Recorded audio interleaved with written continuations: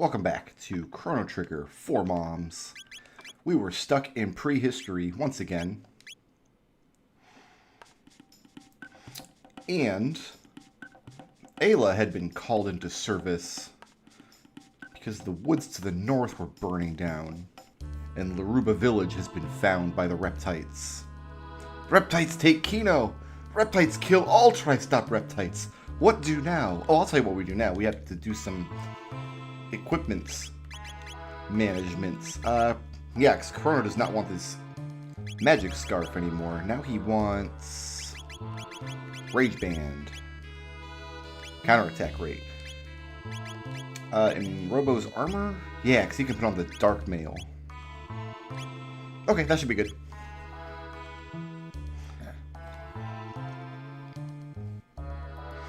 Ayla, this is your fault. Look at village. Reptites follow you. Now village ruined, said the extremely bouncy elder. Ayla's sorry. Reptites strong, lived long before us, so we hide.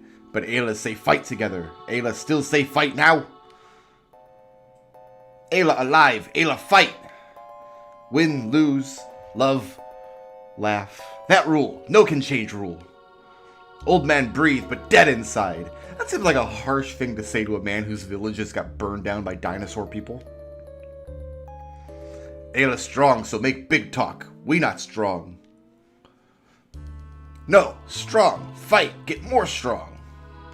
Now Ayla's being bouncy, but she has more frames of animation, so it looks more natural.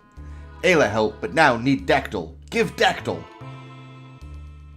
Dactyl? Go Tyranno Lair. Tyranno Rare. Reptite Castle. Danger. Even Ayla danger. Ayla want die? No, want live, so go. Ayla be okay. Give Dactyl. Yes, give Dactyl. Elder, tell Keeper, so go Dactyl Nest. Ayla be careful. Elder, big help. So the Laruba village was the village of peaceful prehistoric peoples, the ones who did not want to get into war with the Reptites. But the Reptites do not see a difference between Laruba and Ioka, where Ayla is chief. So they got attacked anyway. And now we go to the Dactyl Nest. Oh, these rocks. I remember these rocks being kind of a pain.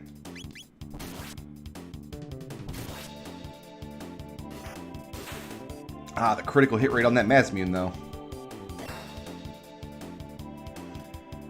Yeah, once you hit these rocks once, they'll, like, volcanically erupt. For 14 damage, though, I think we can weather that storm.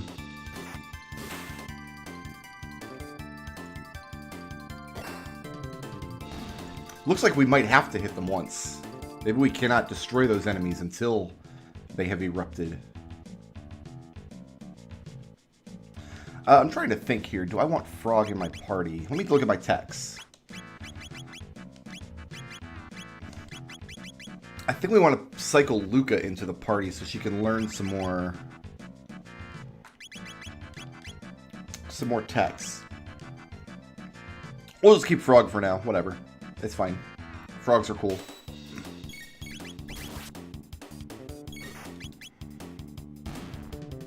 A couple dungeons from now, there's some monsters that give a lot of tech points in each fight. And maybe that's where we'll catch Luca up.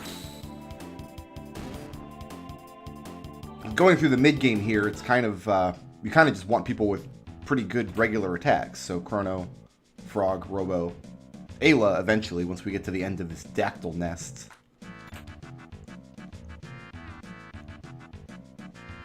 But when we get to the end game, we're going to want characters with powerful magic again. Oh, see, they put this rock right in front of the ladder, so we have to fight this battle.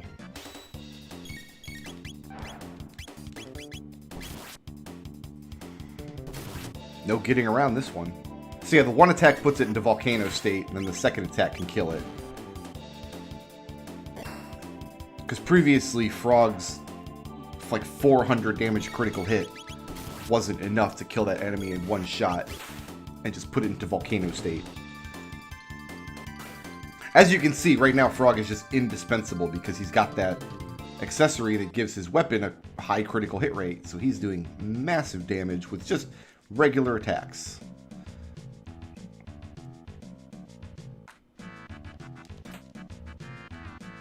Mesozoic male. Let's just go ahead and slap that on Mr. Chrono for more defense.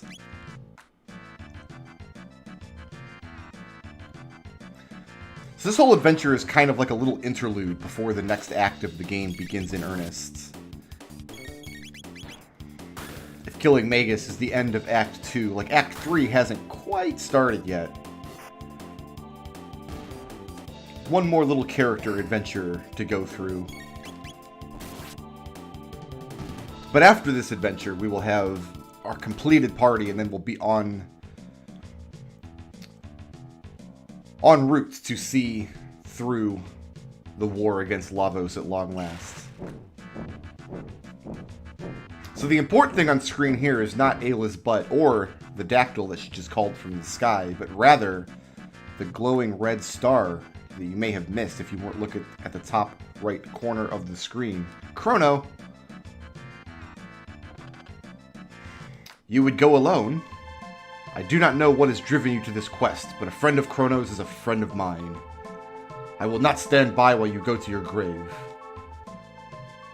A minute ago, Ayla was gonna eat him. No, Tyranno Lair danger. You no come. Maybe I'll die. You wish to die alone, then? I fear I cannot allow that, not after having accepted your aid and hospitality.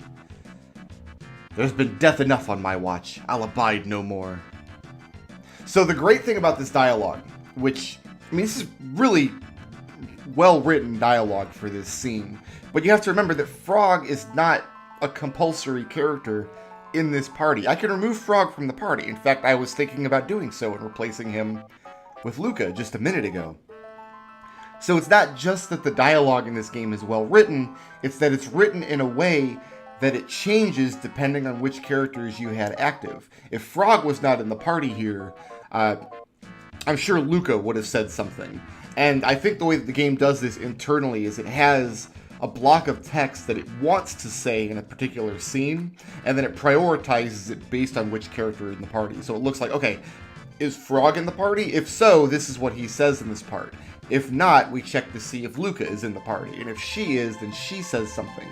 If Frog and Luca are in the party, Frog will say something, but then Luca will remain silent. But however it works, the dialogue still flows more or less naturally. Chrono Trigger is the first game I could think of to have this kind of system in place for its dialogue, where you can build whatever party you want, but the dialogue still feels naturally written in each scene. There were other conventions of the day on how to handle this, but none of them were very good. Usually the characters just wouldn't say anything. They would just all stand mute for the scene. Ayla have good friend. Let us proceed to the Tyranno Lair. Ayla's ready to end this. She's ready to end this war with the Reptites for good, bring down Azala once and for all.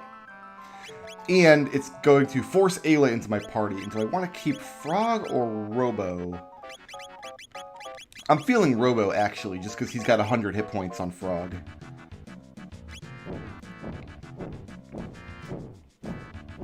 So we'll keep Robo for now.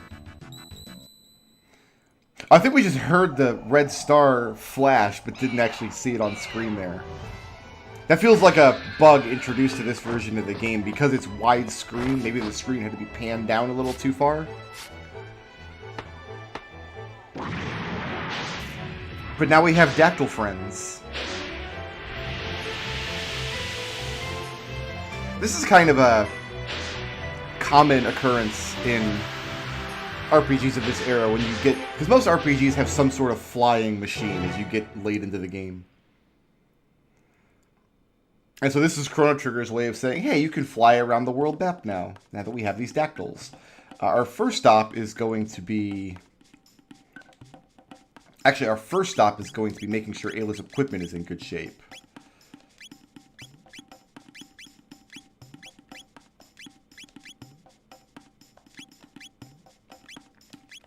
Do we want to take off your stone helm? Yes, we do. Okay, that's good. And I want to see what tech she's working on now. She's still got lots to go.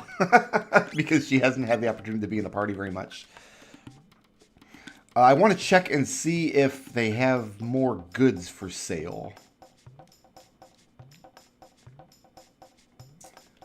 If I can remember which NPC has the goods. This is the merchant's hut.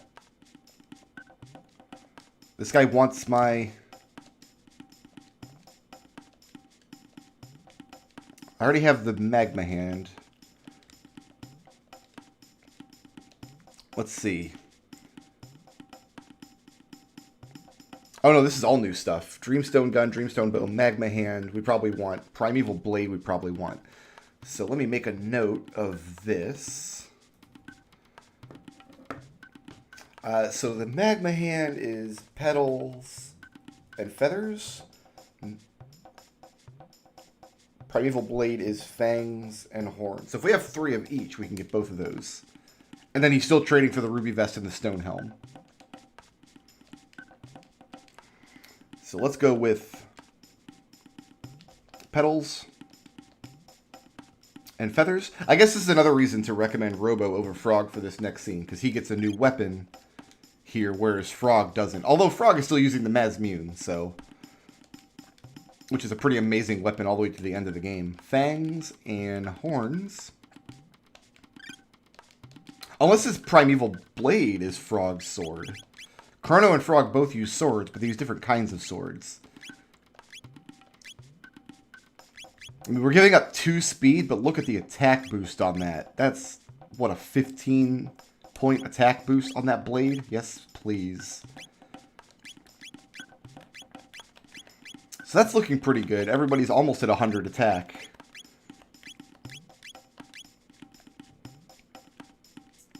And now we have to find the hut where we can rest. No, we don't. We actually have some errands we have to run before we can do anything else. Now that we have Ayla in the party.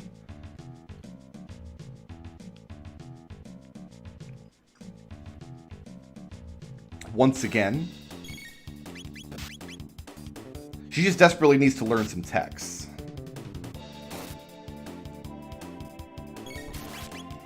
Ayla is easily one of the strongest characters in the game. She actually is the strongest character in terms of just punching monsters.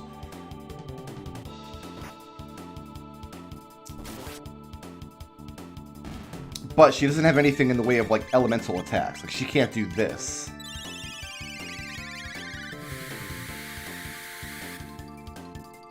But there's one tech that she gets that we're going to learn in a couple scenes here that basically means she's a mainstay in the party.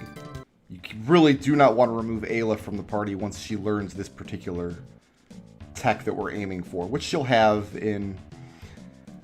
I hope it's her 4th tech. It might be her 5th, because right now she's only learning her 3rd. We haven't seen her in a little while. First thing we do with the cave woman is we take her through the time stream.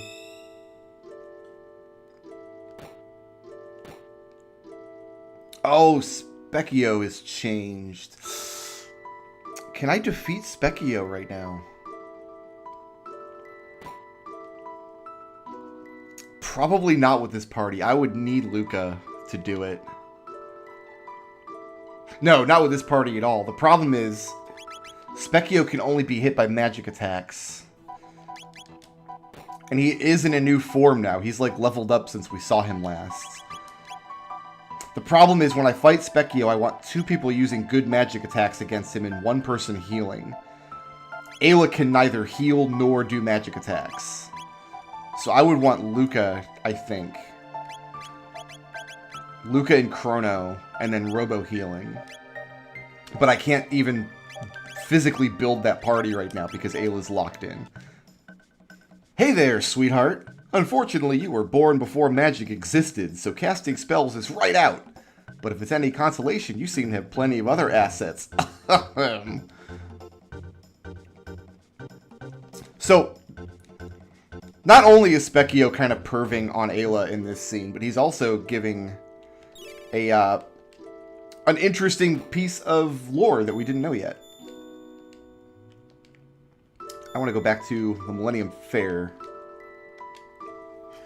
Because until this point, you think, oh, just magic is just a thing in the world that some people can do, or that used to a lot of people could do, and now people can't so much. But he says that Ayla is from a time before magic. So something happens in between Ayla's time and the rest of the timeline that introduces magic into the world, and that's why Ayla cannot use it. And we always bring our new friends home to meet Mom. Gracious, who are you? Meet Ayla. Ayla, dear, a young lady shouldn't dress like that. Everybody hating on Ayla's clothes, but Ayla like. No buts, the proper response is, yes ma'am. Chrono's strong. Chrono Mom's strong too.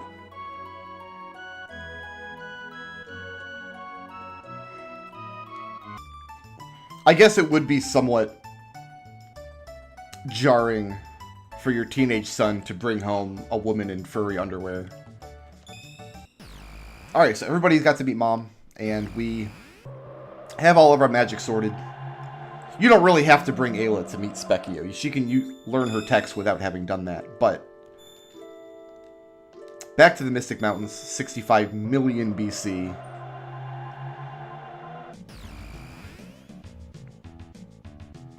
And off to the Tyranno Lair. And off to get Ayla a whole bunch of new techs, hopefully.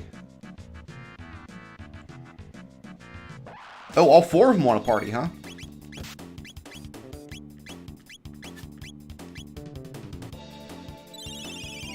The Reptite Lair is positioned as such, I think just because this is around the time of the game where you get this Lightning 2 attack. You need to use lightning magic against most dinosaur enemies, and the Tyranno Lair is filled with them.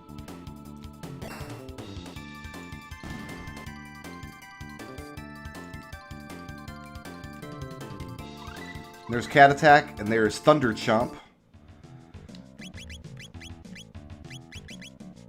Okay, so the tech that I want must be her 5th tech, because Boulder Toss is not what I want either. But I'm betting she learns Boulder Toss in the Tyranno Lair. There's one other neat place we can visit, actually, on the world map. This is the whole world map, by the way. The Tyranno Lair is this, like, technological marvel in the middle of prehistoric cities. But way up here at the corner of the map, on this disconnected island, we have the Sun Shrine. And all we can do with the Sun Shrine is go in and marvel at this sunbeam pouring through the cavernous roof. That's it. That's all we can do here. The Sun Shrine is the only landmass that exists in every single time period. And it's the exact same space in every single time period, all the way up through 2300 AD.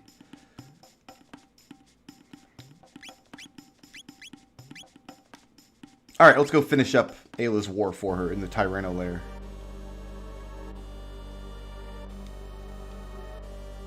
I guess we're going in here first. We should be fighting monsters because I want to get this tech earlier rather than later. Oh, there's all the Laruba people. We're going to be using a lot of Lightning 2 in here. Actually, these little purple guys... Oh, they still need to have their defense lowered, so... Yeah, we do need to use Lightning a lot.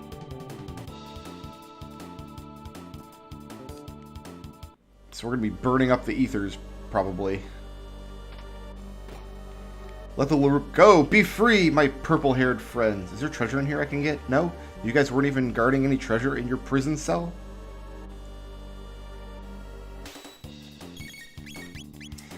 I can actually save a lot of MP if I just use regular lightning, I guess. On these little guys, at least. Because lightning isn't meant to deal a lot of damage, it's just meant to lower their defense. Their defense is really high until you shock them. But once you shock them, one attack from Ayla should be enough.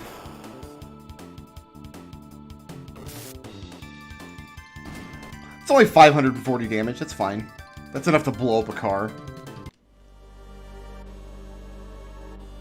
For some reason, the treasures in this dungeon...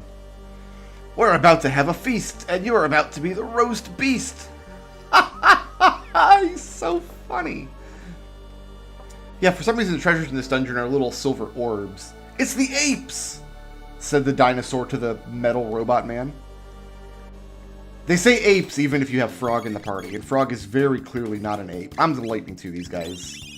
I don't want to cast lightning 3 times, even though it would save me 2 magic points in the long run.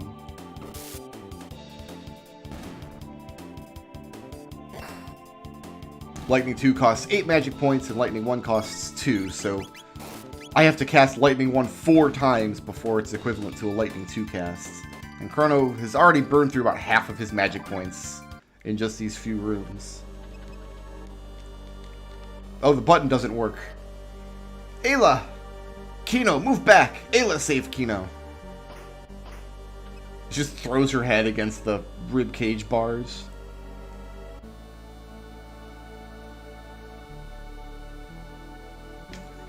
Hey, Ayla, pick up that treasure while you're in there.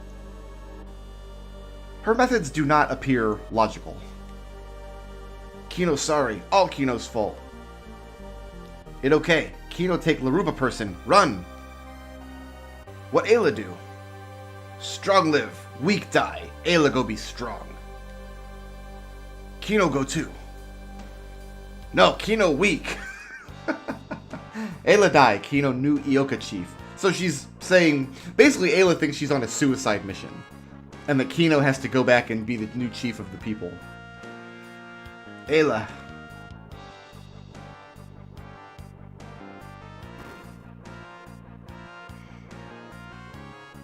Nobody thought to pick up the treasure in there. Okay. Ayla's strong. No lose. Ayla also has a Robo-Man with him. Kino, no. Kino show you something. Follow Kino. So Kino's already forgotten his objective in saving the Laruba people and leading them to safety. But I think he's just going to open the upstairs door for us so we can get further into the dungeon. Alright, see you later. He was saying something, but whatever it was not important. Okay.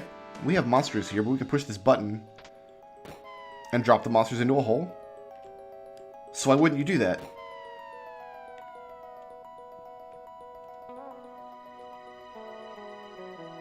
Oh, we don't want to be here yet. There's more treasure the other way. That's the most annoying room in the entire game. In any dungeon in Chrono Trigger. But we don't want to be over there just yet. There must be treasure in this room. Does this flying man count as a reptile? Let's find out. Looks like no. Sometimes you have to guess. Sometimes it looks like a monster will count as a particular class of monster that has a weakness. Like, oh, reptiles are weak to lightning. That thing looks like it might be a reptile. I'll try lightning on it. But sometimes you just have to guess and get it wrong. Oh, y'all want some too, huh?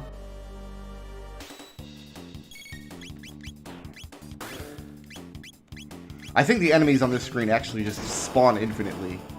If you just hang out here, more and more and more enemies will just continue to pour out of that door.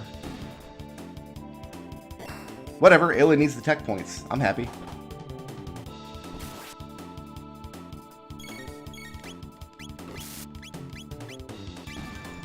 That one we got without lightning. Goodness. Courtesy of Chrono's counterattack.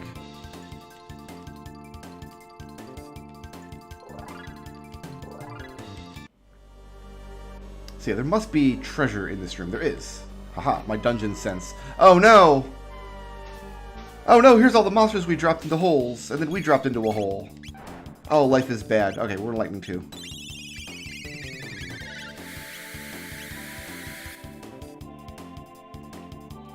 And the big fat boy is in here too. I'm sure he's got plenty of hit points. Good old Big Chungus over there.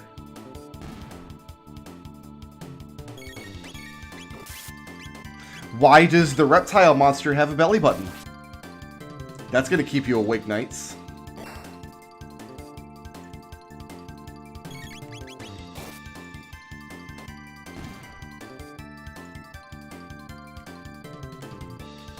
A goodly amount of tech points in that fight, though. I'm glad we didn't drop those monsters on top of the Laruba people while they were in there. That seems like it would have just been a bloodbath. Oh, we gotta fight him again now. Just fought you guys downstairs, but this is what I mean by when enemies respawn. It just means the enemies are available to fight again. You can't run out of enemies, which is good because sometimes you just need a lot of experience and tech points, and the only way to get those is to fight enemies. So the right one was a trap, the left one was a high potion, which we already have in abundance. Didn't really want to fight those guys again. This is my last lightning 2 before I have to recharge.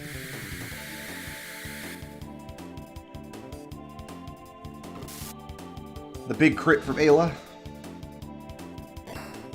The non-crit from Robo. Oh, I forgot the lightning. Oh, it didn't matter because... So critical hits have a property where enemies have a defense stat. Defense lowers the amount of damage you take from attacks.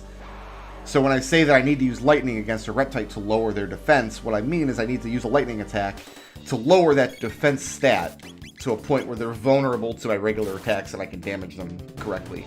However, a critical hit, anytime the screen flashes and I get that random super strong hit, ignores the defense stat entirely.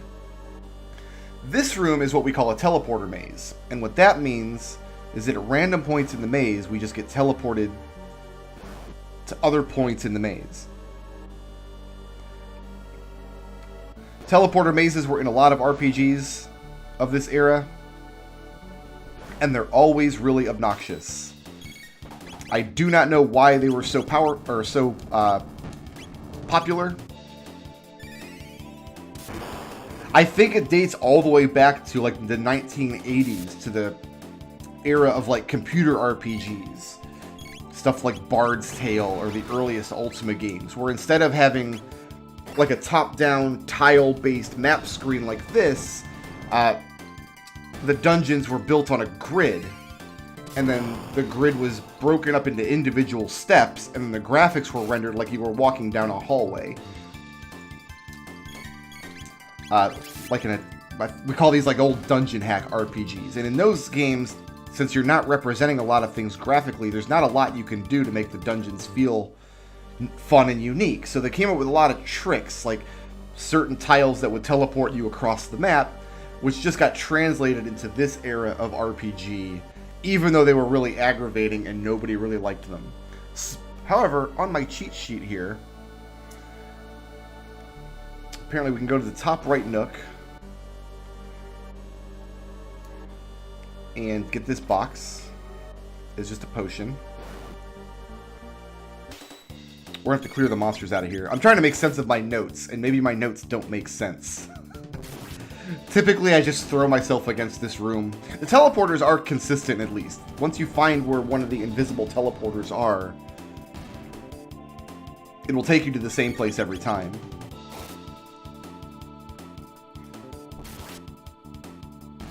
I do need to use a mid-ether on Chrono.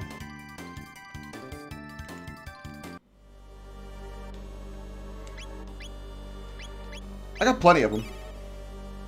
Go ahead and just fill them all the way back up. Okay, so that takes me to the exit. If I go down here... The Triceratops hopper. That's an interesting piece of equipment. Is it just for Ayla? No, anybody can use it. I'm going to give that to... You know what? I am going to give it to Ayla. No, I'm not. I'm going to give it to Chrono.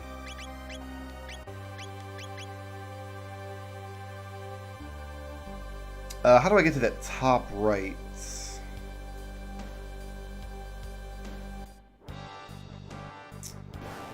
Oop, that was not correct. I can't just walk in there, no. I can't get that one yet. My notes are proving to be not very useful.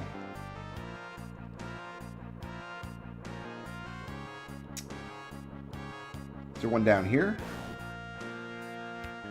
And I can't go up here, right? No, I can't. Oh, I can do this one, though. Athenian water.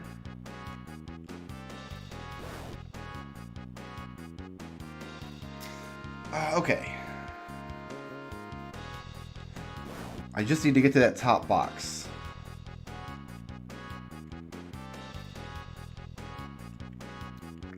I don't remember what it is, but it's hard to reach, so it must be good. You can't just walk up there. There's just one little trigger we haven't found yet. You would think it'd be here somewhere. On the other side of here, maybe? I kind of wish the teleporters would clear away once you've triggered them once.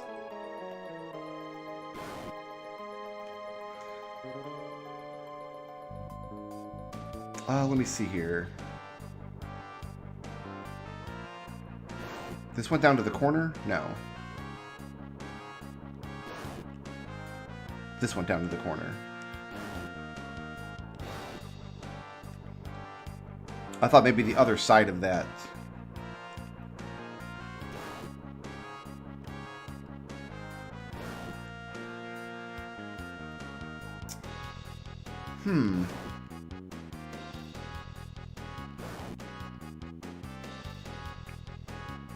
This is why this is the worst room in the game. You just kind of step on every tile until you find the thing that teleports you over.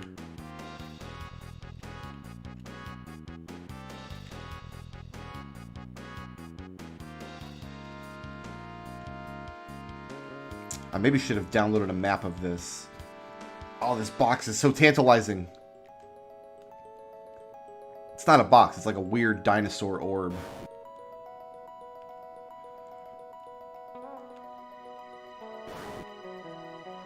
Should make sure I've done each side of each teleporter. That'd be a good place to hide one. No? That took me back to the stairs. I could just leave this room if I weren't such a... If I weren't so fastidious about getting every box that I come across.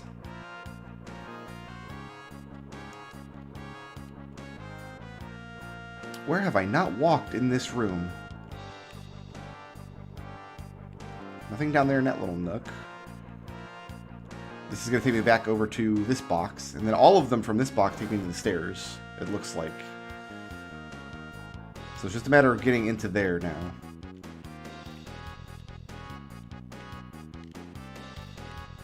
And my notes are useless here.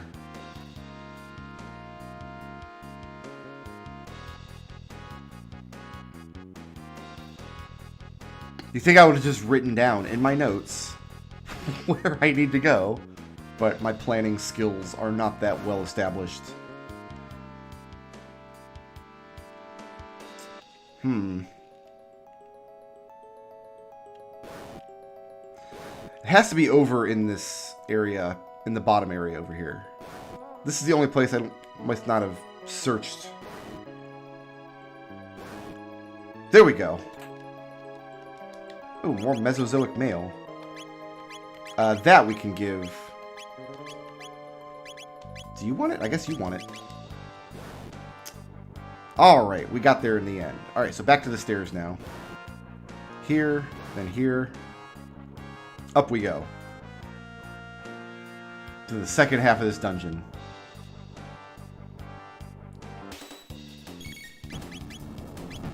We might need some healing here in a moment. I'll let Robo take care of that. While Ayla takes care of the monster.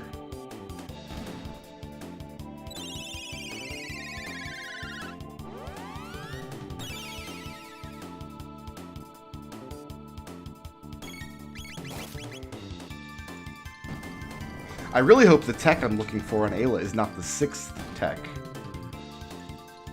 But it is one of the most important in the game, and only she can... Most RPGs of this era have kind of unique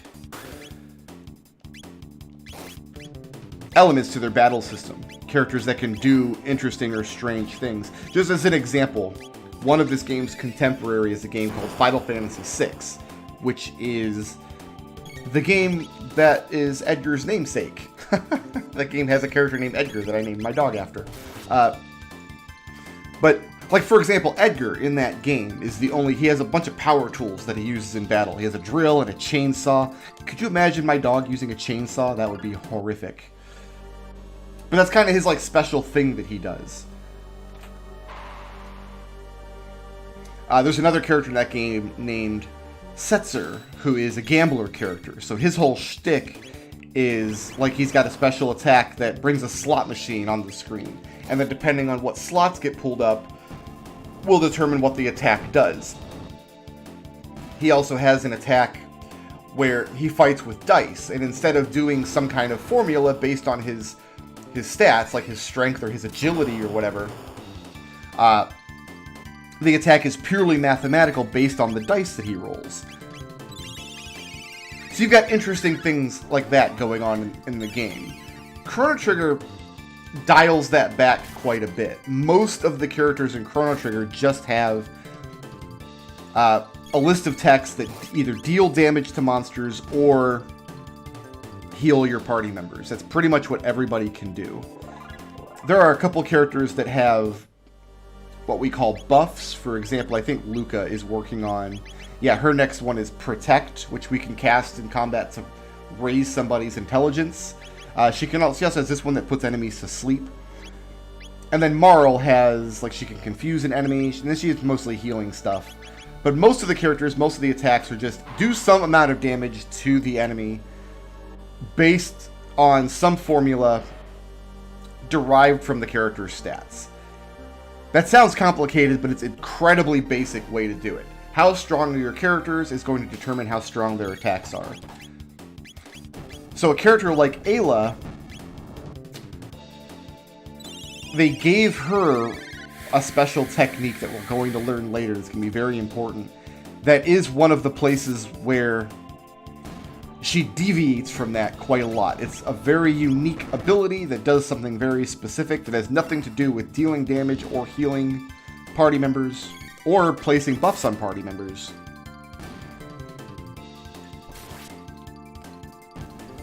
And it's pretty important that we get it. And we will get it eventually. Just sooner would be better than later, Ayla. Come on, get with it. 22 tech points for that fight. Well, I might be getting it here pretty quick. If we're getting 22 tech points per fight.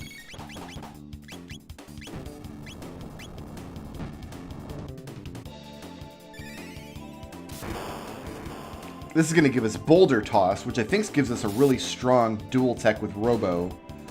An Ayla Robo dual tech once we learn Boulder Toss. Boulder Toss is a fun attack. She just grabs the enemy and throws them up in the air, and then they land on the ground, and it's pretty funny.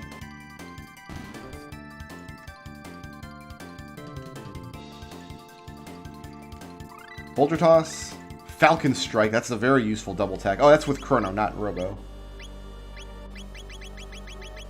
Yeah, there it is. Strike along a horizontal line through enemy. Cleave plus Boulder Toss. And now she's learning Charm. 371 tech points away from Charm.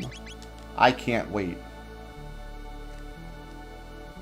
Looking for Azala? She's just through here. Alright, cool. Thanks, buddy.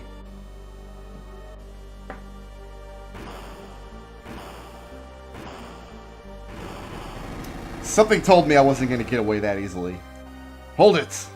When I said she's through here, I bet you gotta get through me first. What do you think I was flexing my muscles and looking all intimidating for? And not wearing pants. Alright, so we're going to use our new dual tech, Thunder Chomp. And we're going to keep ourselves nice and healed.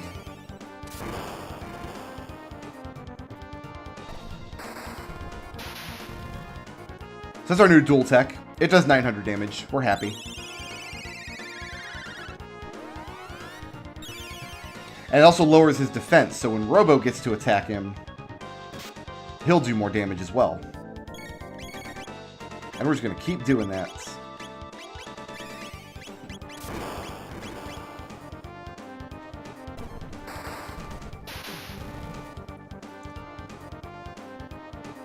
Oh, I guess that attack must have a physical element too, because that suddenly did 200 more damage. But we're going to trap him in this cycle where Thunder Chomp is going to lower his defense, and then Robo Tackle is going to raise it again. But because we're alternating the two, we might... we're probably going to be able to keep him in this nice little loop of taking about 1,000 damage from this, and then 600 damage from this. He poisoned the robot.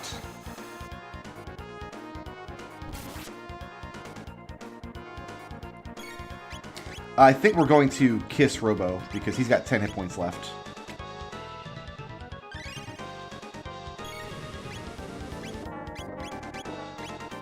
And then Robo can throw out a heal beam. Okay, I was afraid that was going to raise his defense again, because it's a physical hit. Actually, you know what, Chrono? You need to...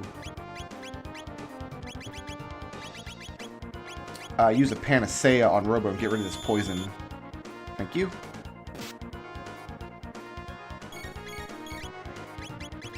Back to Thunder Chomp, and we're also going to heal beam again. Want to try to stay above 250, and we're kind of coming down to that wire. Because eventually he's going to release that electricity he's got built up again. Every time we hit him with a lightning attack, he like internalizes electricity, and then he releases it for a big attack. And that's where all the big damage comes from. So Chrono's counterattack here, it counts as a physical hit. It does more damage when his defense is lowered, but it's not it's not triggering his ability to raise his defense when it says defense raised by attack. And I think that's because his like raised defense when attacked is programmed as a counterattack, and you can't counterattack a counterattack, if that makes sense. If I physically damage him with a counterattack, he can't then counterattack the counter and raise his defense. But he's just a sub-boss. He's not the real deal.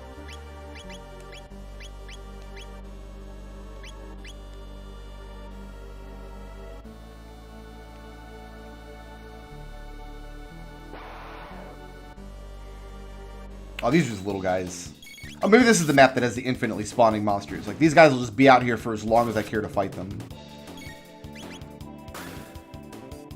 Picking Robo up and dropping him.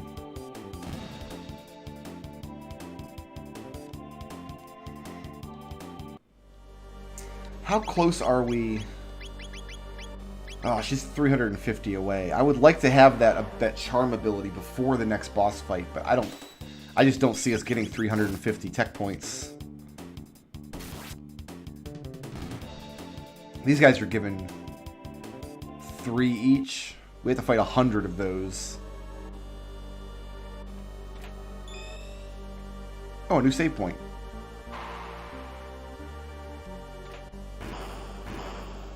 Oh, new holes. Oh, there go those guys. Bye. Actually, I kind of want to fight them. Oh, this drops us down here. We've already been down here. I thought it was going to drop me to a new place. I don't know why I was thinking that, but...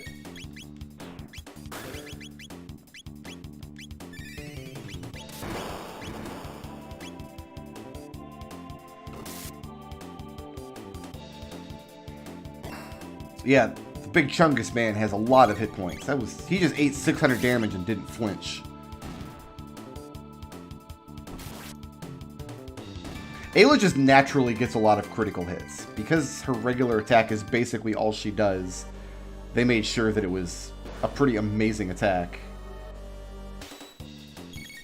What? Y'all want some lightning too? Is that what I heard? I am happy to oblige.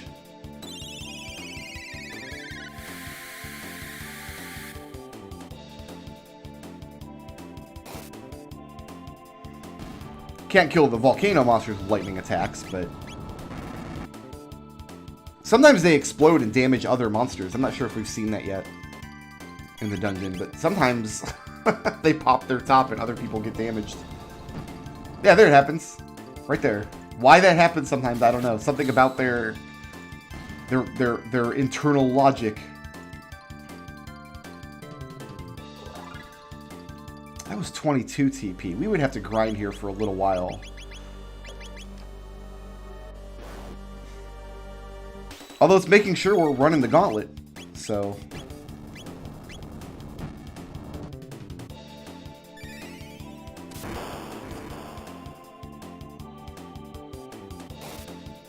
We could go out to the hunting grounds and fight the new. I think the new is worth 100 TP. Or maybe only 50.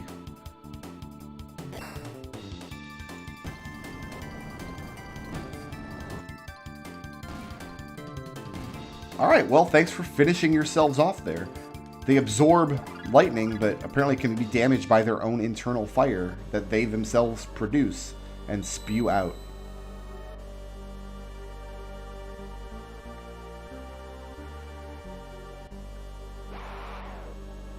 I was going to say, just one of you? That's odd.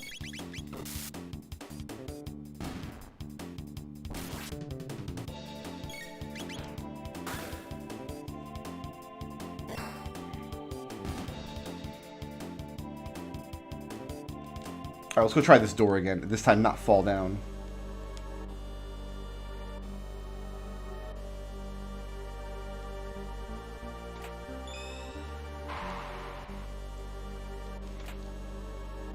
We need another switch.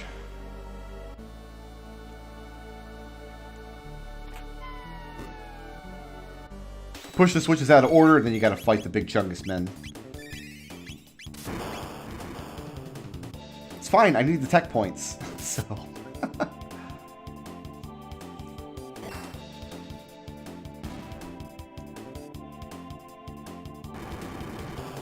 Yeah, this is a point in the game where you'd have to leave and grind. If I wanted to get this tech right now, I'd have to just go fight monsters until Ayla gets 300 some odd tech points and learns the ability. Which is a total... It's absolutely a valid option. Grinding in an RPG is always a solution. And it wouldn't even take that long. I mean, we've already taken a big bite out of it just with these guys that we've been fighting. We're down to 282 now. So, I mean, we're only talking like maybe 20 minutes or so, but... It's not 20 minutes I want to spend right now. So even though I would love to have that charm ability for the upcoming boss fight, I suppose we will just do without.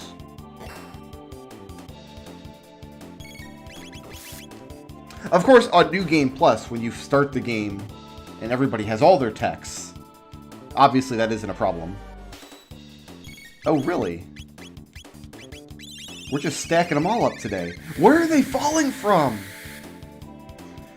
There must be like a great Big Chungus factory in the sky.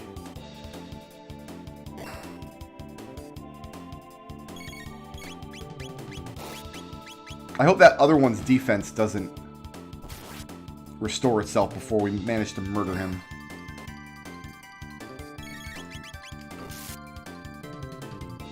I'm trying to think if Chrono's going to need an ether or not. I think he only needs to cast lightning in the next battle.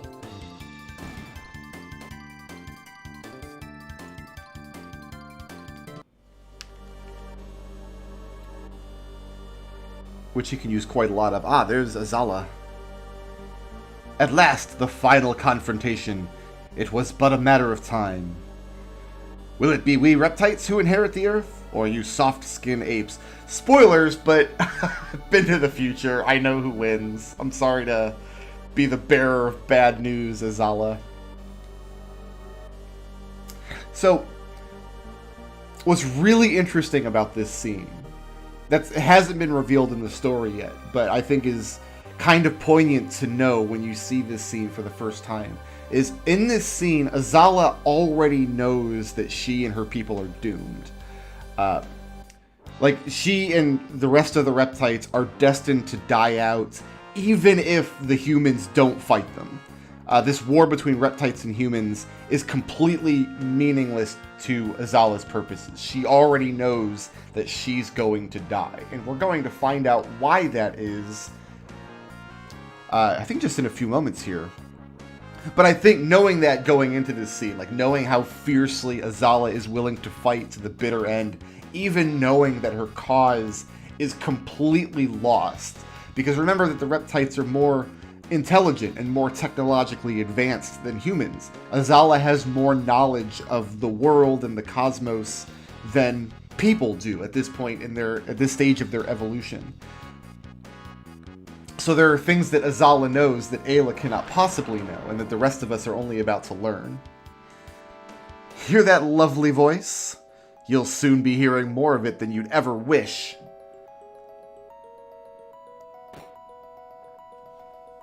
Don't worry, Azala's not retreating. Ooh, another Triceratopper. I'm going to give that to Robo, I believe. And I'm going to... I guess we'll just top everybody off. Why not? Why not go into the fight with full hit points? I've also stated that there are certain boss fights that are like important to the timeline, that have different boss music, and we're about to hear another one of those. Damnable red star. Fall, why don't you? Stain the earth red.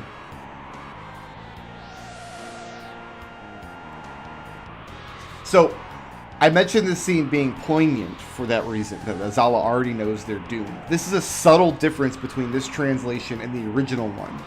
The original translation is worded in a way... what's the exact quote? I think Azala says, "Red star, fall," or something. But it's written in a way that as a kid, I always thought she was talking to the red star, like she had instructed it to fall. Like something the Reptites had done had made the red star fall in order to wipe out the humans, like out of spite. Like she can't win the war against Ayla, she's not strong enough, but she could wipe them all out so they can all die together.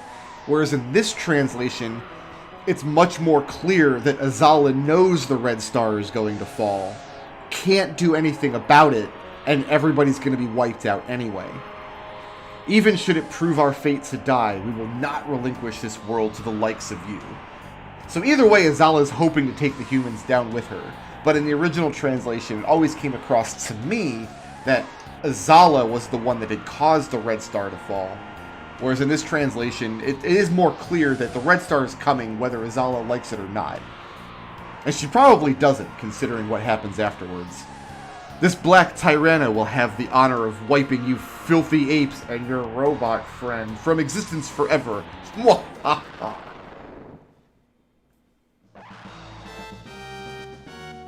Alright.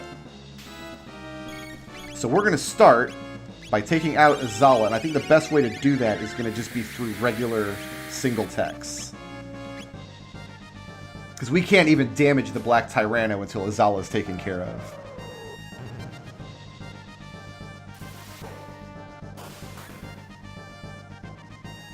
That's not a lot of damage.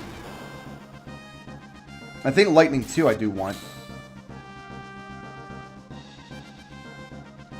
Oh, see, now Azala's using psychokinesis, so she has, like, psychic powers. Which maybe is a form of magic that could have become evolutionary useful. Let's see what this does. Yeah, I think we're just better off using single text here, because Azala just does not take a lot of damage from anything. But she also doesn't have a lot of hit points. Psychically teleports in a boulder. No thanks. That lightning 2 is going to be my big damage here. I'm going to kiss Chrono. I'm sure he enjoys it. Because he just ate a boulder. Ayla, kiss it, make it better. So whereas the previous scene in the game was Frog facing off against his, like, major nemesis, Magus, this is Ayla facing off against her major nemesis,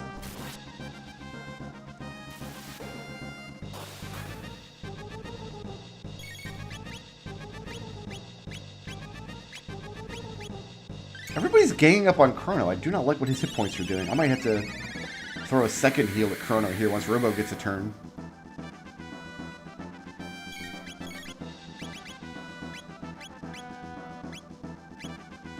There's Chrono.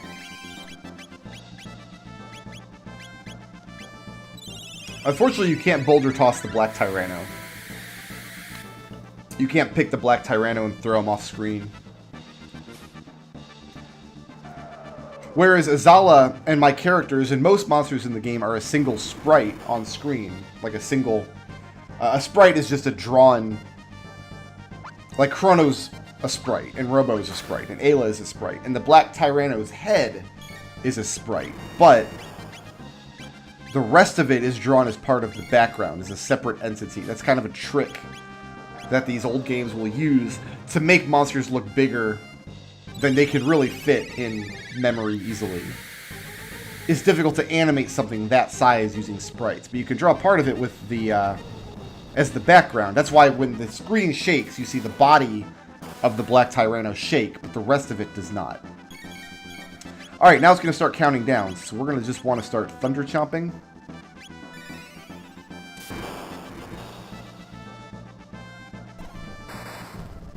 No, we have to wait for it to start counting down before it does anything. Well, the first thing we need to do then is throw a ether at Chrono, because he used up all his MP on Lightning too. Alright, there's the countdown.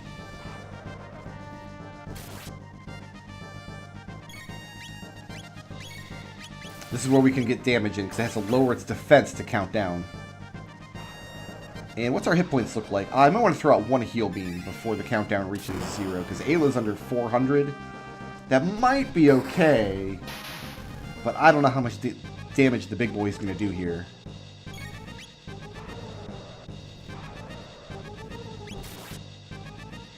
That counterattack. We're counterattacking just the countdown. Oh, I just tried to boulder toss, didn't I? Whoops. Wrong button.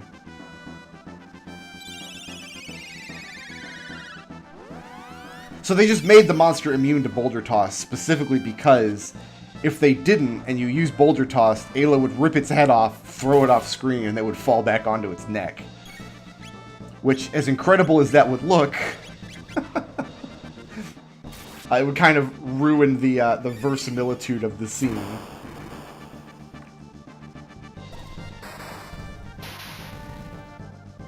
So it's going to do its big attack here in a minute. And we're going to take however much damage we're going to take. There it is. Burn us with dragon fire. That was pretty big damage. Yes, we're going to heal beam a couple times. And attack until it starts counting down again.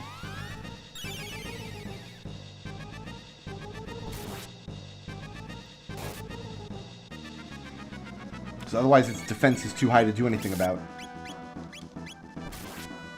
This is a trick that the game doesn't use very much after this point. It's kind of localized to reptiles. The idea that you have to hit them with a certain element and then they become vulnerable to attacks. Some monsters do it here and there throughout the game. This is the only portion of the game where it's like a major element. Maybe I should just sit on my turns. Because this is like little nickel and dime damage. Well, okay, that's not a nickel and dime. That's 178. That's at least a quarter. Alright, lowers defense and begins storing power. Nope, we want a Thunder Chomp. And Honobo Tackle. But you'll note that Chrono, Ayla, and Robo don't have a triple attack yet. They get their triple attack much later in the game than, say, Chrono, Robo, and Frog do.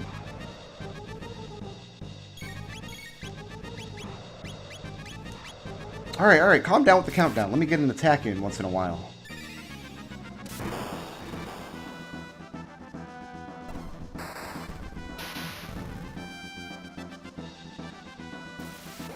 I think we're going to have to go through 3 or maybe 4 cycles of this. This thing does have a very large number of hit points. Well, we are counterattacking every time he screams at us, so that's... that's interesting.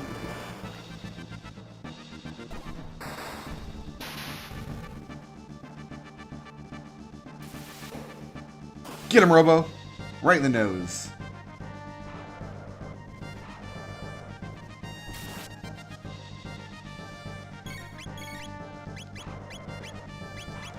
Alright, we're about to take the big hit here again.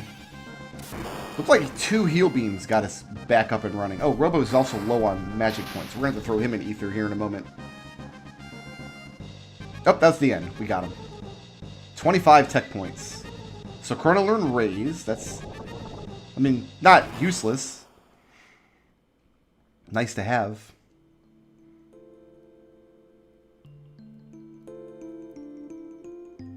Have you guessed what the red star is?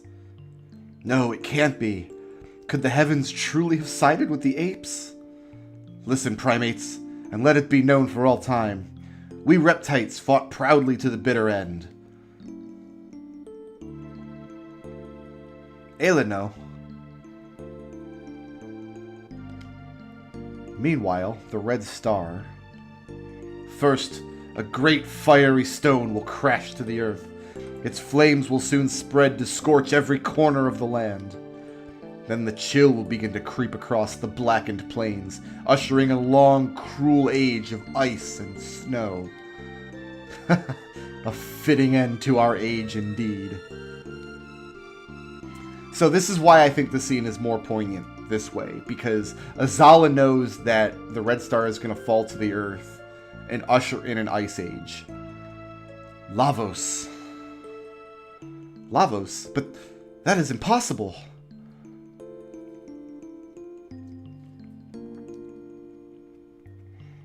And this is why Azala knows that the reptites are doomed, because the reptites would be cold-blooded and would not be able to weather an ice age, whereas the primates are in for a long, hard time, but they have a chance to make it through to the end. So some part of Azala sees like the eradication of her species as a better fate than the millions of years of being frozen that the apes have to look forward to.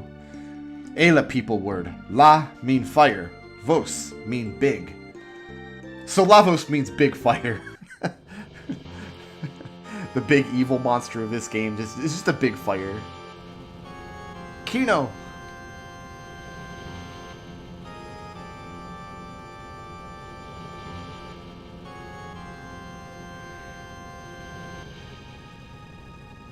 Hurry, Lavos falls soon. All right, Dactyl. Kino, hurry. Ayla, what you do? Come, Azala, come! No, this is the will of the earth. So this is another scene that has a slightly different meaning depending on which translation you're playing. Because on the Super Nintendo version with the older translation, where I was under the impression that Azala had caused the red star to fall, it just seemed very spiteful. Like Azala is this, well, honorable fighter, so she's lost the war and now she just wants to die here at the impact site. But instead, in this translation, it's more clear that Azala knows that Ayla can't save her, despite what Ayla might want in this moment. And she's just resigned to her fate. Azala. Ayla not forget. Take? What take? Take care of this world.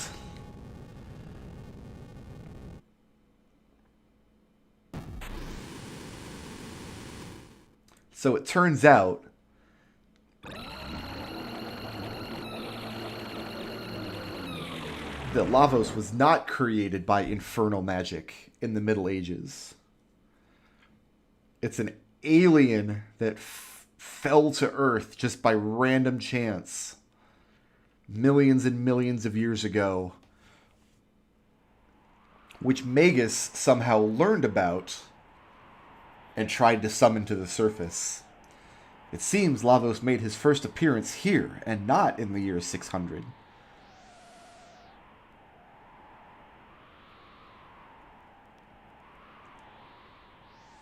Lavos huge. Chrono fight that? The camera is zoomed so far out here that we're just little blue dots now. Chrono, we go place Lavos fall. Lavos should be weaker now. We should go and see. So Ayla's plan at this point is just like, let's just go punch it. Let's just go punch it until it stops. A gate has formed.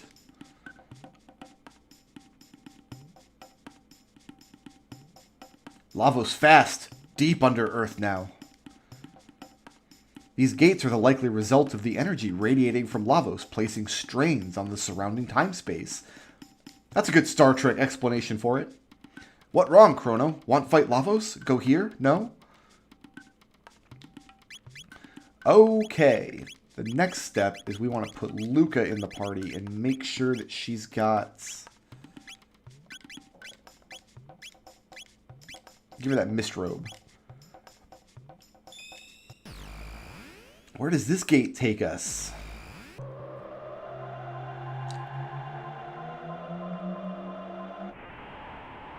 So it takes us into the future, but not as far into the future as we've been.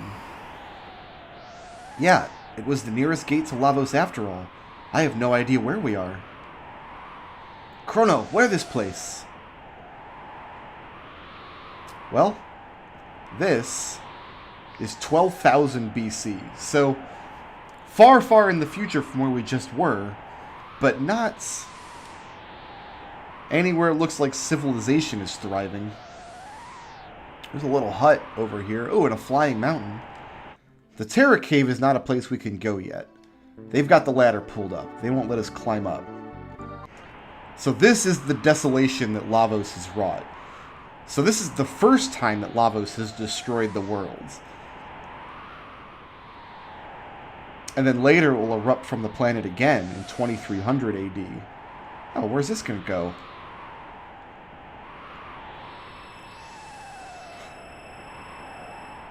High up into the sky. For Melchior and Specchio and several others have told us there used to be a great magic kingdom where everybody could use magical powers. And we've arrived there now in 12,000 BC, the magical kingdom of Zeal, and the beginning of Act 3 of the game.